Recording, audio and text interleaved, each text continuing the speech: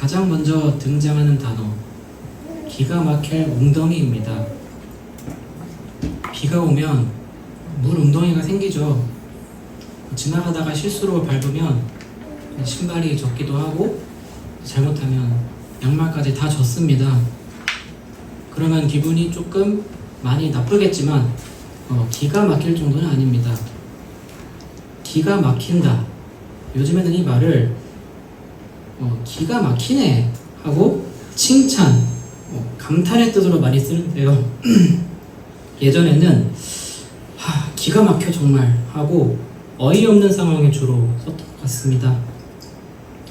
그런데 본문에서는 이런 의미보다는 숨이 막힌다는 뜻에 더 가깝습니다.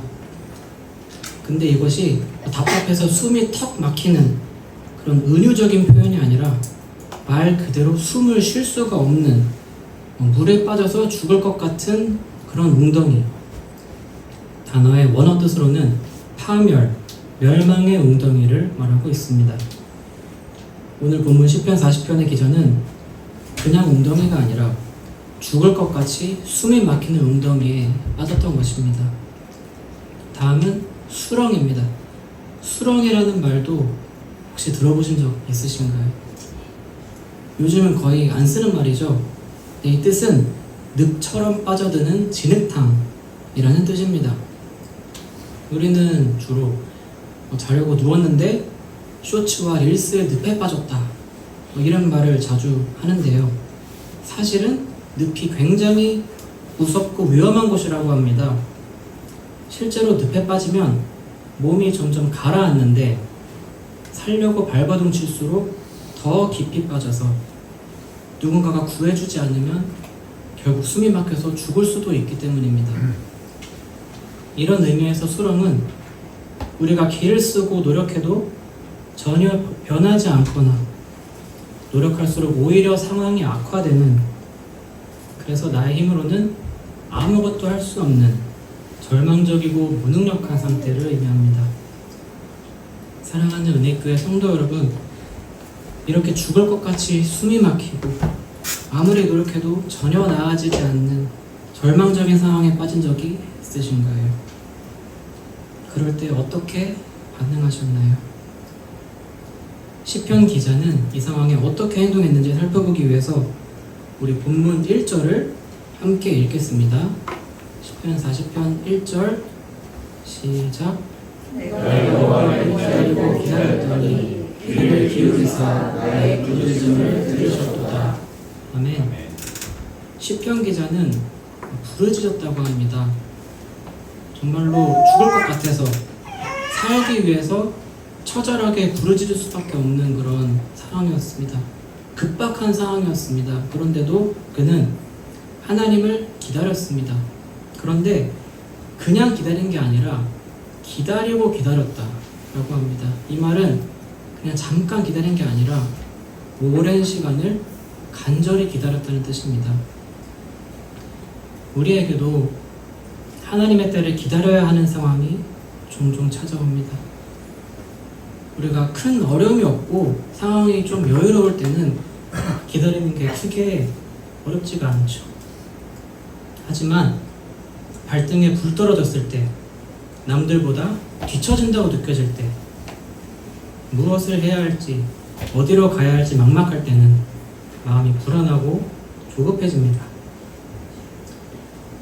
이럴 때는 가만히 기다리는 게 바보 같기도 하고 빨리 뭐라도 해야 될 것 같이 느껴져가지고 기다리는 게 정말 어렵습니다. 성경에는 이제 기다리다가 지쳐서 큰 실수를 저지른 인물이 한 명 나옵니다. 혹시 누구인지 아시는 분? 네, 그 사울 왕입니다. 이제 어떤 상황인지 설명을 드리겠습니다. 사울이 제사장이었던 사무엘을 기다려야 되는 상황이 있었습니다. 이제 큰 전쟁을 앞두고 제사장 사무엘이 와서 제사를 드려줘야지만 이제 하나님이 도와주셔서 전쟁에 승리할 수 있는 아주 급박한 상황이었습니다. 그런데 이 사무엘이 당장 와도 모자랄 판에 일주일만 기다리라고 하는 겁니다. 근데 약속 시간이 지났는데도 오지 않은 겁니다. 이때 사울은 어떻게 행동했을까요? 그렇습니다. 급한 마음에 제사장이 해야 될 제사를 자기가 그냥 드려버렸습니다. 이것에 하나님께서는 크게 실망하셨고 결국에는 다른 사람을 왕으로 삼겠다 이렇게 말씀하시는 비극적인 결말을 맞습니다.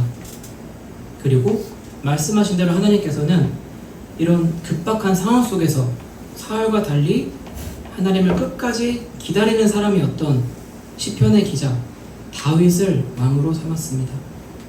다윗은 어떻게 하나님을 끝까지 기다릴 수 있었을까요? 우리 본문 5절 시편 40편의 5절을 함께 읽겠습니다. 시작. 여호와 나의 하나님이여 주께서 행하신 기적이 많고 우리를 향하신 주의 대상도 많아 누구도 주와 견줄 수가 없나이다. 내가 널리 알려 말하고자 하나 너무나 그 수를 셀 수도 없나이다. 아멘. 여호와 나의 하나님이여. 먼저 다윗은 하나님을 부를 때 여호와 나의 하나님이라 불렀습니다. 다윗에게 하나님은 나의 부모님의 하나님 혹은 주변에 잘 믿는 누군가의 하나님이 아니라 나의 하나님이었습니다. 다윗은 하나님을 머리로만 알았던 것이 아니라 경험을 통해서 마음으로 알았기 때문에 개인적이고 친밀한 관계 속에서 나의 하나님이라 부를 수 있었던 것입니다. 다음으로 다윗은 주께서 행하신 기적이 많고 우리를 향하신 주의 생각도 많아 라고 합니다. 다윗은 하나님께서 행하신 기적 그리고 우리를 향하신 하나님의 생각이 많고 누구보다 많고 셀 수 없이 많다고 고백합니다. 어떻게 이런 고백을 할 수 있었을까요? 우리 삶 속에 기가 막힐 웅덩이와 수렁에 빠진 것 같은 절망적인 상황이 오면 하나님이 나의 삶에 행하셨던 수많은 기적들은 하나도 생각이 나지 않습니다. 하나님이 나에 대해서 관심이 없다고 생각이 되고 원망과 불평, 불만이 나올 수 있습니다. 그러나 다윗은 하나님의 선하심과 베푸신 은혜를 잊어버리지 않았습니다. 다윗은 기억했습니다. 그래서 다윗의 고백은 그가 어려움 속에서도 나를 향한 하나님의 사랑과 선하심을 끝까지 신뢰했음을 보여줍니다. 다윗의 이런 고백이 저와 여러분의 고백이 되기를 기도합니다.